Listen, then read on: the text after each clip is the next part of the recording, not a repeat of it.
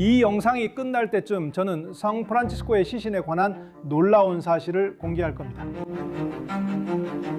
아무도 말하지 않았던 이야기인데 영상이 끝날 무렵 성 프란치스코 시신에 무슨 일이 있었는지 자세히 말씀드릴 테니 정말 소름 돋을 겁니다. 하지만 지금 무슨 일이 일어나고 있는지부터 시작하겠습니다.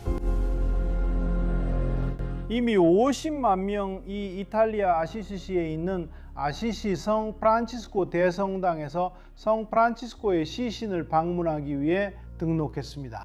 제가 올해 초에 다녀왔던 곳이고 곧 다시 방문해서 여러분께 보여드릴 예정입니다. 지금 그곳에서 무엇이 전시되고 있을까요? 그곳에 전시된 것은 성 프란치스코의 부패하지 않은 시신도 온전한 시신도 까를로 아쿠티스나 까시아의 성녀 리타처럼 철이 보존된 시신도 아닙니다. 아닙니다. 뼈 조각들입니다. 시신은 800년 동안 저 아래 대성당 아래에 보관되어 있었고 뼈들은 점점 부패해 갔습니다. 이것들은 바티칸과 전문가들이 모은 뼈 조각들로 유리 뚜껑이 있는 관에 넣었습니다. 이것은 일종의 관, 전시 장소로 이 뼈 조각들은 대중과 신자들이 공경할 수 있도록 공개되고 있습니다. 대부분 이것들은 1차 성유물로 기독교 역사상 가장 위대한 성인들의 매우 중요한 유물입니다. 그리고 당신이 저에게 묻겠죠. 왜 이전에는 전시하지 않았냐고요. 800년 동안 무덤 안에 보관되어 있던 시신을 갑자기 왜 공개하게 된 걸까요? 자, 바로 여기에 당신이 모르는 놀라운 이야기가 있습니다. 프란치스코 성인의 시신은 거의 600년 동안 사라져 있었습니다. 프란치스코 성인이 1226년 세상을 떠난 뒤 ACC로 대규모 순례가 시작됐습니다. 전 세계 순례자와 신자들이 성인의 무덤 근처에 머물기 위해 몰려들었습니다. 하지만 그 당시에는 6번째 십자군 전쟁이 한창이었습니다. 6번째 십자군 전쟁이 막 시작되던 바로 십자군 전쟁의 시대였죠. 인간적인 고통이 컸고 무슬림들의 공격도 있었습니다. 당시 기독교인들과 무슬림 사이에 큰 경쟁과 적대감이 있었고 아랍인들이 성지를 기독교인들로부터 빼앗았습니다. 예루살렘이 아랍인들에게 넘어가자 십자군 전쟁이 이를 되찾기 위해 일어났습니다. 그리고 침략에 대한 두려움이 매우 컸습니다. 이것이 바로 성 프란치스코의 시신을 지키는 이유였습니다. 하지만 또 다른 이유도 있었습니다. 푸르타 사크라.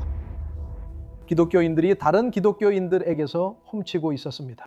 기독교인들이 다른 곳에 가서 성유물을 훔쳐 자기 교회로 가져와서 그 교회가 더 중요해지도록 했습니다. 이게 어디에서 일어난 일인지 아세요? 맞아요. 깜짝 놀라실 겁니다. 베네치아에서 상인들이 베네치아를 떠나 배를 타고 알렉산드리아까지 가서 성 마르코 복음사가의 유골, 즉 성 마르코 복음사가의 시신이라고 믿었던 유해를 훔쳤습니다. 그리고 그걸 어디로 가져갔는지 아세요? 베네치아로요. 오늘날 모두가 방문하는 베네치아의 산 마르코 대성당으로요. 그래요. 많은 사람들이 베네치아에 가서 성 복음사가, 즉 마르코 복음서의 저자라고 기독교 전통에서 전해지는 그 성인의 유물을 보기 위해 방문합니다. 그 유물은 기독교인들이 훔친 것이었습니다. 그게 전부가 아니었습니다. 1087년에 이탈리아 선원들 이 터키로 갔습니다. 또 한 번 터키로 간 것이죠. 왜냐하면 예전에는 기독교의 대부분이 그곳에 있었기 때문입니다. 그곳은 소아시아였고 터키의 일부는 시리아이기도 했습니다. 많은 성유물이 터키에 있었습니다. 그래서 이탈리아 선원들은 현재 터키에 있는 미라라는 도시에 가서 성유물을 훔쳤습니다. 누구의 성유물인지 아십니까? 산타클로스의 성유물이었습니다. 성 니콜라우스, 맞아요. 산타클로스라는 이름의 유래가 된 성 니콜라우스, 즉 산타클로스의 기원이 된 그분입니다. 성 니콜라우스, 즉 산타클로스의 뼈가 터키에서 도난당해 이탈리아로 옮겨졌습니다. 그리고 여기서 우리는 중요한 결론에 도달하게 됩니다. 이탈리아인들은 역사상 가장 큰 성유물 도둑이었습니다. 바로 그 이탈리아인들입니다. 바티칸과 교회 본부도 이탈리아에 있습니다.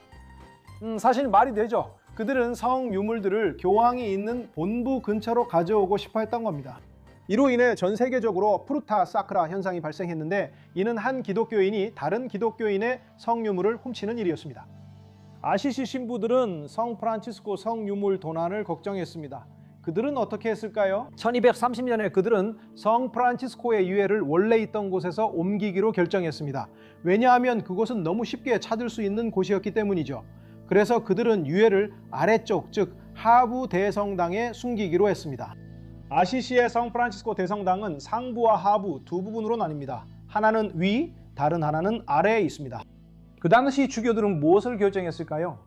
그들은 성프란치스코의 시신, 즉 유해를 하부 대성당의 제단 아래 그 안에 있는 바위 조각이 있는 곳에 숨기기로 결정했습니다. 그들은 무덤을 만들고 무덤 주위를 철로 둘러싸고 콘크리트로 가득 채웠습니다. 그리고 또 한 겹에 콘크리트를 붓고 또 콘크리트를 더해서 그렇게 숨겼습니다.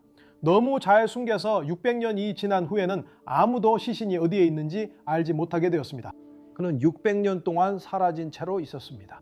1818년에야 교황 비오 7세가 이제 됐다. 우리는 성 프란치스코의 시신을 찾아야 한다고 말했습니다. 수색대를 꾸려 비밀리에 조사를 하자.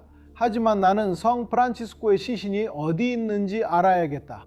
52일 동안 낮이 아니라 밤에, 왜냐하면 이건 조사였고 비밀스러운 수색이었으니까요. 바티칸 대표들은 성 프란치스코의 시신을 찾기 위해 수색했고 마침내 발견했습니다. 발견했을 때 주교들, 공증인들, 평신도들 그리고 위원회를 불러와서 그것이 정말 성 프란치스코의 유해인지 확인해야 했습니다. 그리고 나서 공식적으로 확인 도장을 찍었습니다. 이것이 성 프란치스코의 유해임을 인정했고 마침내 그 유해를 오늘날까지 보관되어 있는 지하 묘지에 안치했습니다. 우리는 성 프란치스코 아시시 대성당을 방문하고 성 프란치스코의 무덤을 참배합니다. 그곳은 매우 아름답고 매우 엄숙한 방문이지만 아무것도 볼 수 없고 오직 무덤만 볼 수 있습니다. 여러분은 왜 성인의 유해를 전시했는지 궁금할 수 있습니다. 최근에 대화했던 3명의 프란치스코의 수도자들에게 제가 물어봤습니다. 그분들은 성 프란치스코께서 자신의 시신이 공개적으로 전시되는 것에 만족하실 것 같냐고 여쭤봤죠. 그리고 답변은 모두 같았습니다. 확실히 아니라고 했습니다. 저 역시 아니라고 말하겠습니다. 아니요. 제가 어디에 둘지도 마찬가지예요. 당연히 아니죠. 왜냐하면 성 프란치스코는 겸손의 성인이었고 오히려 어떤 물질적인 것에도 집착하지 말라고 가르쳤던 성인이었기 때문이에요. 그분은 매우 영적인 성인이었어요. 오늘날 프란치스코의 수도자들은 그분이 이런 걸 좋아하지 않았다고 믿어요. 그래서 제가 다시 물었어요. 그렇다면 왜 성 프란치스코의 유해를 전시하는 거죠? 아니요. 하지만 우리가 하는 일 중에는 성 프란치스코께서 오늘날 승인하지 않을 만한 것도 많지 않나요? 하지만 제 생각에는 다른 맥락에서 아마도 프란치스코의 유해를 전시하거나 보여주는 것이 누군가는 기억하고 싶어서일 수도 있겠죠. 당신이 처음에 언급했듯이 우리 시대의 프란치스코가 얼마나 여전히 의미 있는 존재인지 상기시키고 싶어서일 수도 있겠죠. 뼈가 아니라 그의 메시지 말이죠. 성 프란치스코의 유해, 즉 성 프란치스코의 뼈 조각들이 공개 전시되는 것은 3월 22일까지 계속될 예정입니다.